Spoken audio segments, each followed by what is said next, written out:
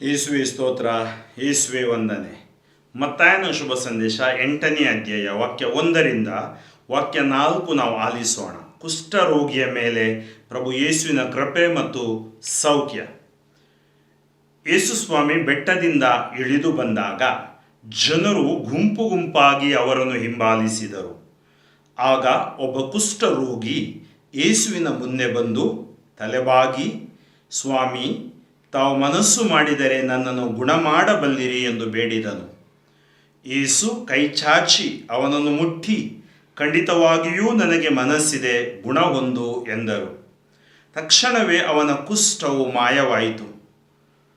ಯೇಸು ಅವನಿಗೆ ಎಚ್ಚರಿಕೆ, ನೀನು ಗುಣ ಹೊಂದಿರುವುದನ್ನು ಯಾರಿಗೂ ಹೇಳಕೊಡದು, ಆದರೆ ನೆಟ್ಟಗೆ ಯಾಜಕನ ಬಳಿಗೆ ಹೋಗು, ಅವನು ನಿನ್ನನ್ನು ಪರೀಕ್ಷಿಸಿ ನೋಡಲಿ.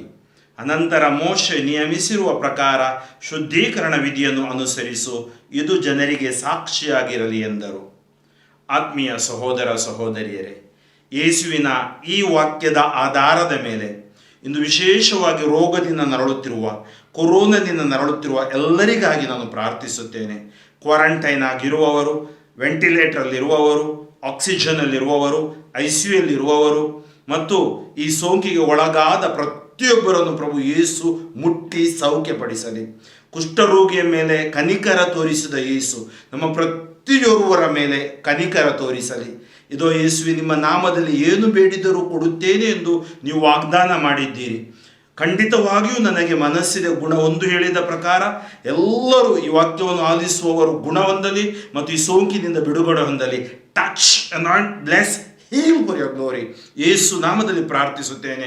ಜೀವವುಳ್ಳ ತಂದೆಯೇ, ಸರ್ವಶಕ್ತ ದೇವರಾದ ಪಿತಾ, ಸುತ ಮತ್ತು ಪವಿತ್ರಾತ್ಮರು ನಿಮ್ಮನ್ನು ಆಶೀರ್ವದಿಸಲಿ. ಆಮೇನ್. ಫಾದರ್ ಫ್ರಾಂಕ್ಲಿನ್ ಡಿಸೋಜಾ, ಶಿವಮೊಗ್ಗ ಧರ್ಮಕ್ಷೇತ್ರ, ಯೇಸು ಸ್ಪರ್ಶ ತಂಡ. ಆಮೇನ್.